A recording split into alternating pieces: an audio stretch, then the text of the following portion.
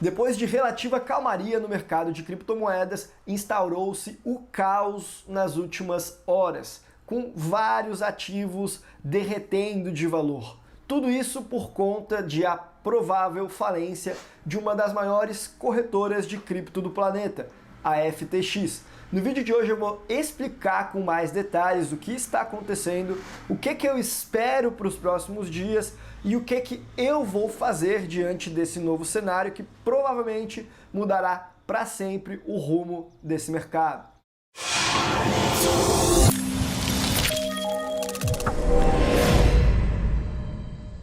Pessoal, eu me chamo Guilherme, a Capital Global é uma empresa especializada em estratégias de internacionalização, razão pela qual aqui no YouTube nós conversamos sobre investir e empreender de forma global, sobre segunda nacionalidade, residência fiscal, sobre abertura de empresas e de contas bancárias offshore e, é claro, não poderíamos deixar de falar também sobre criptomoedas, que são as offshores do sistema financeiro tradicional, seja para o bem, seja para o mal. Então, se você gosta desse tipo de conteúdo, considere se inscrever no canal, ativa o botão das notificações clicando no sininho, é claro, não esquece de clicar no botão de gostei. E se você tiver interesse em algo mais personalizado para você, também não hesite em nos enviar um e-mail para contato@capitalglobal.com.br ou preencher o formulário lá no site capitalglobal.com.br. Esses dois são os nossos únicos meios de contato oficiais, não adianta muito chamar em outros meios que dificilmente nós vamos dar conta de suprir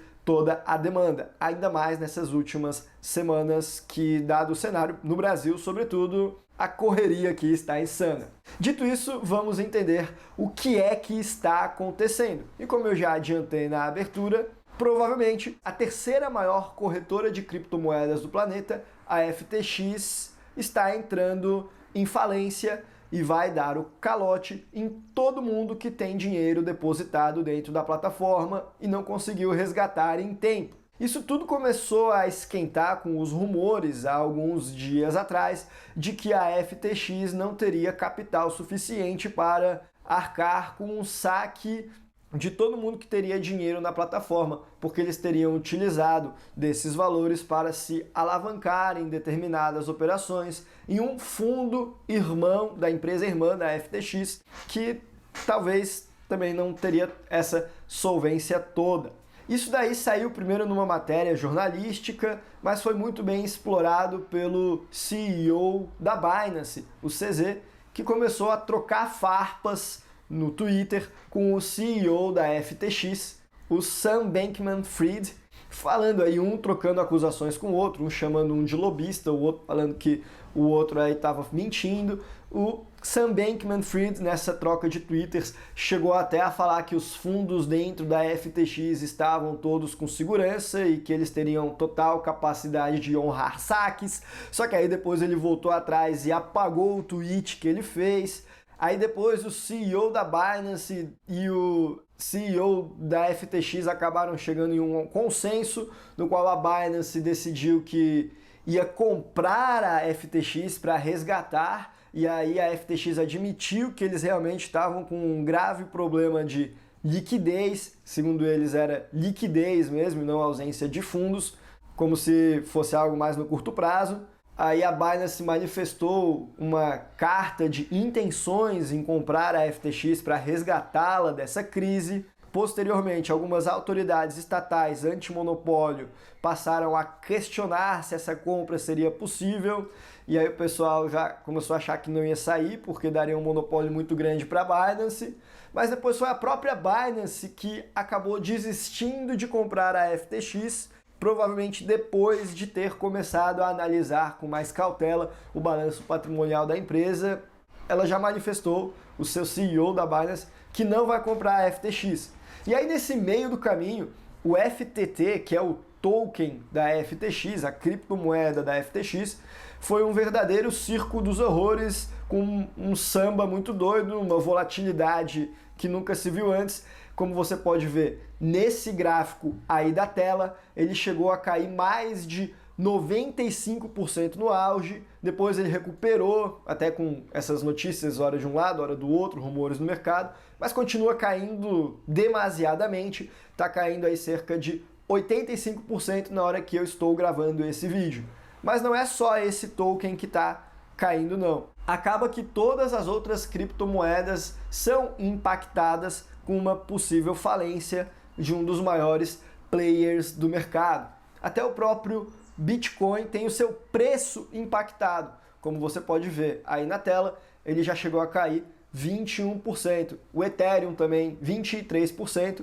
E mesmo o BNB, que é o token da Binance, que provavelmente seria uma empresa que se beneficiaria com a falência dos seus maiores concorrentes, mesmo o token da Binance caiu, veja aí na tela, cerca de 18%. E por que todas as outras criptomoedas têm o seu preço afetado? Significa que a qualidade delas tem sido afetadas também? Na verdade, não necessariamente. Provavelmente um dos fatores que derrubou o preço do Bitcoin, por exemplo, é a FTX tendo que vender fundos ativos que ela possui, que precisaria vender para conseguir arcar com os saques das pessoas que pretendiam tirar dinheiro da plataforma. Os usuários da FTX fizeram uma corrida aos bancos, a FTX precisou resgatar os seus ativos, vender para ter liquidez, para eventualmente tentar arcar com essa corrida aos bancos. E não conseguiu e provavelmente não vai conseguir. Ela agora simplesmente suspendeu os saques.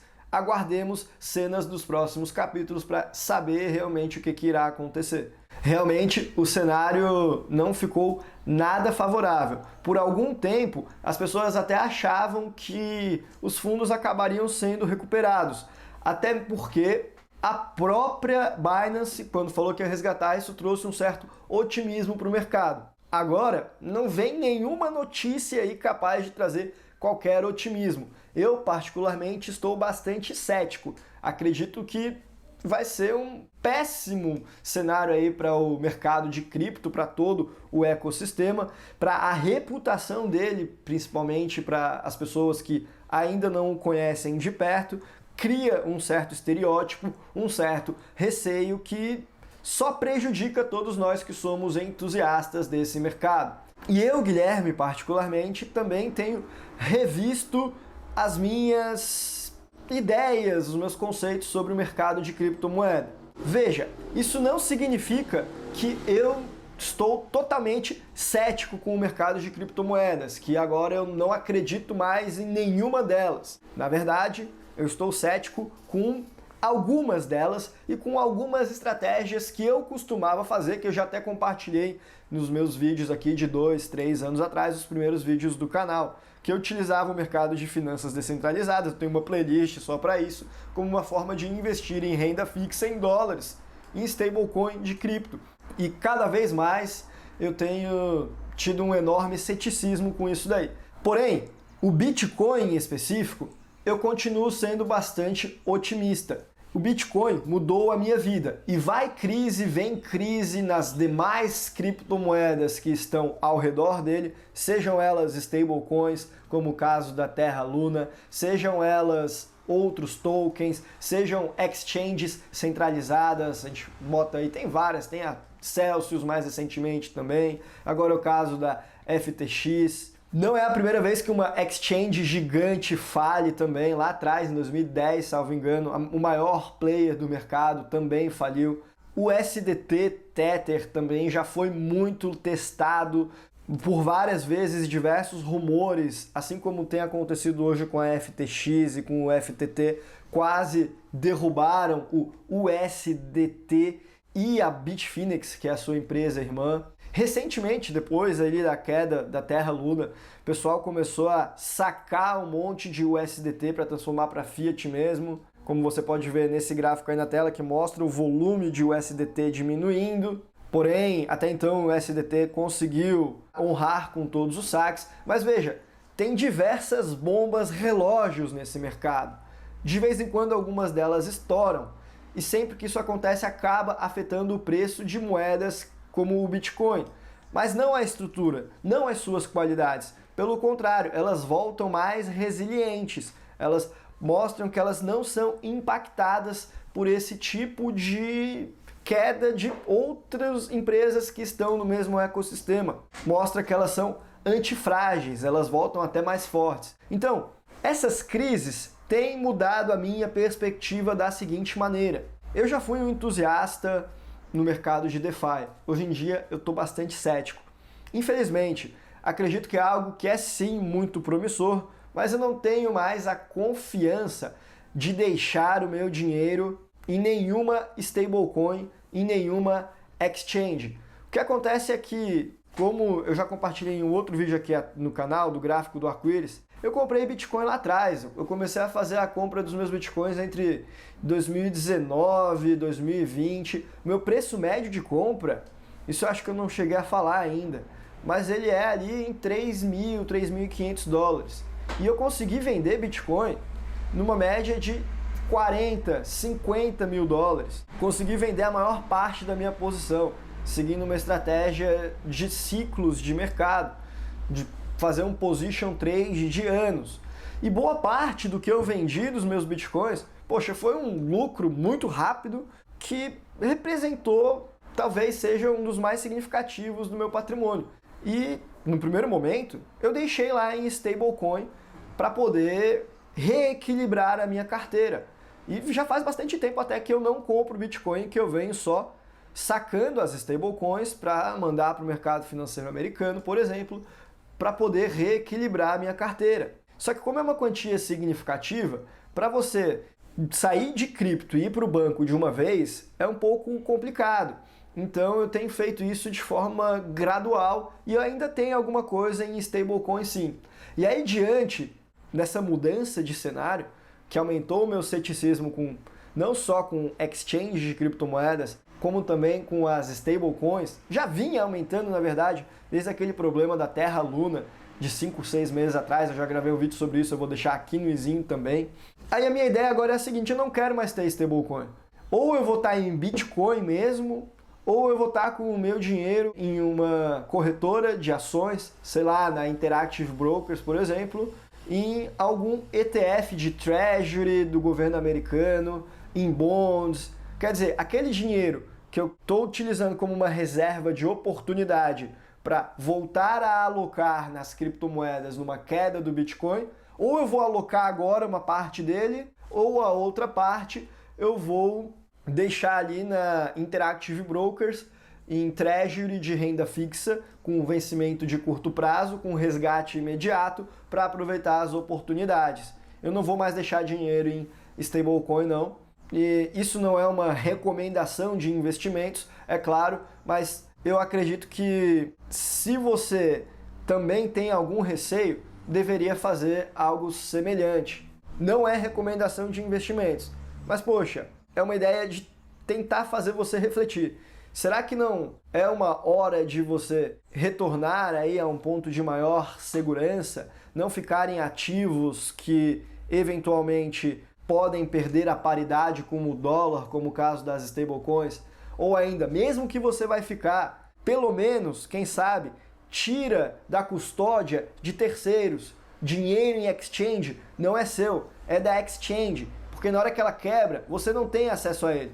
Não tem diferença nenhuma entre o sistema bancário tradicional. O Bitcoin, as cold wallets, as carteiras frias de criptomoedas, eles são a ferramenta que permite você recuperar a custódia dos seus ativos. Esse é o real valor agregado do Bitcoin e das criptomoedas.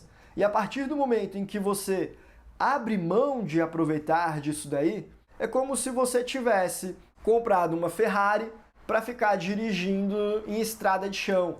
Você tem uma máquina super poderosa, mas você jamais vai conseguir fazer o seu real usufruto dela, conseguir explorar todas as vantagens que ela pode te trazer.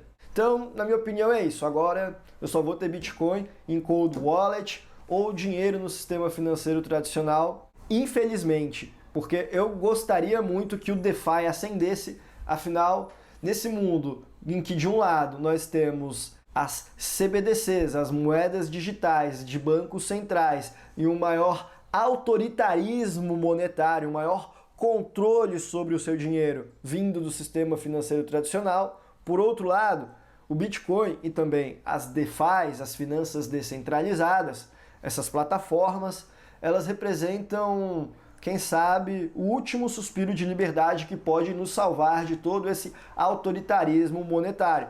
E eu torço muito para que elas deem certo. Mas eu não sou um investidor torcedor. Eu quero ser um investidor racional e um investidor antifrágil. E por hora, eu busco por preservar aquilo que eu já conquistei. Uma das maneiras é deixando meu dinheiro longe do Estado brasileiro, do risco Brasil, mas eu não vou trocar o risco Brasil por o risco de um mercado ainda muito incipiente, que é o dos DeFi. Nada disso se aplica ao Bitcoin em específico, que eu continuo um entusiasta, um otimista, mas sim a essas outras criptomoedas. Enfim, acredito que já deu para contribuir com os meus 2 centavos sobre esse assunto. Por esse vídeo a gente fica por aqui, um abraço e até a próxima.